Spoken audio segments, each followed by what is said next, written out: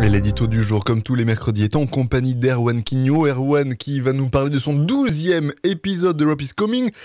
Tic-tac, tic-tac, les parlementaires européens entrent dans la dernière ligne droite. Bonjour Erwan. Bonjour Simon.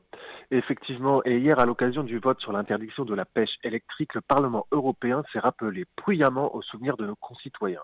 Contre les lobbies, soulignant sans ménagement les égarements passés de la Commission européenne, les 751 parlementaires européens disposaient sur ce sujet d'une fenêtre de tir royale qu'ils n'ont pas manqué, c'est heureux. Le signal envoyé est fort et massif. Pour Strasbourg, la pêche électrique, ce n'est plus de la pêche, c'est de la destruction et il convient tout simplement d'y mettre un terme.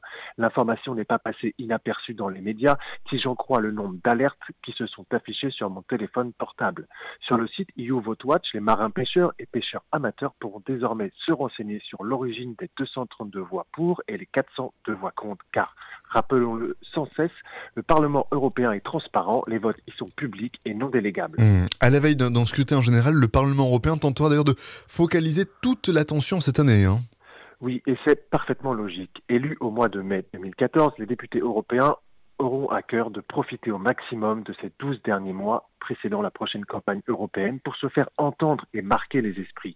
Avant le bilan et la bataille électorale, le moment est propice aux dernières initiatives parlementaires. Ce mercredi matin, Leo Varadkar, le Premier ministre de la République d'Irlande, sera le premier dirigeant européen à débattre de l'avenir de l'Europe. Un processus qu'il faut suivre. Invité par le président du Parlement italien, le Parlement européen, l'Italien Antonio Tajani et les chefs des groupes politiques, M. Varadkar, prononcera son discours devant les députés avant de débattre avec eux. Le nouveau format est censé permettre une séquence plus interactive. L'enjeu est limpide, placer le Parlement au cœur du débat sur l'avenir de l'UE. Bon, alors Erwan, que retenir de 2017 pour l'institution strasbourgeoise ? Dans les points assurément négatifs, on se rappellera sans doute en juin dernier du coup de sang du président de la Commission européenne, Jean-Claude Juncker, fustigeant les eurodéputés peu nombreux lors d'un débat consacré au bilan de la présidence maltaise de l'Union européenne. Le Parlement européen est ridicule, très ridicule, avait-il martelé en français.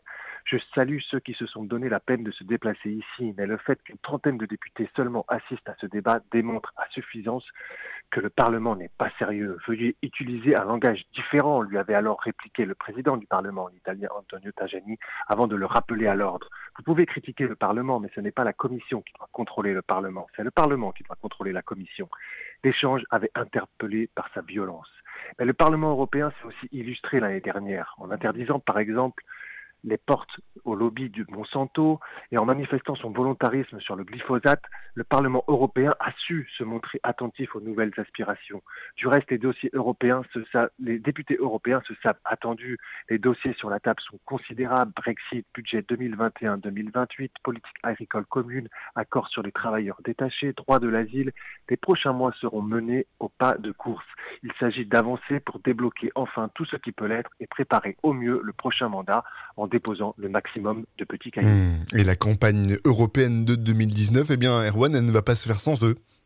Non, d'un point de vue français, Marine Le Pen et Jean-Luc Mélenchon ont quitté l'hémicycle à l'occasion des législatives françaises. Et de nombreux eurodéputés auront la volonté de confirmer leur présence européenne. Ils attendent d'en savoir plus pour s'impliquer dans les consultations citoyennes voulues par le président français qui se tiendront du printemps à octobre.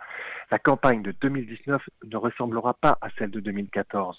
Pour au moins 2 raisons. En France, la fin des 8 circonscriptions régionales inaugurées en 2004 est confirmée. La circonscription nationale unique sera donc rétablie. Enfin, au niveau européen, cette fois, la question d'une liste transnationale devra être tranchée. Il reste donc 12 mois pour s'en faire écho et en analyser toutes les conséquences. On peut souhaiter au Parlement européen des vœux particulièrement combatifs. Merci beaucoup Erwan, on vous retrouve dès mercredi prochain. À la semaine prochaine. Avec plaisir.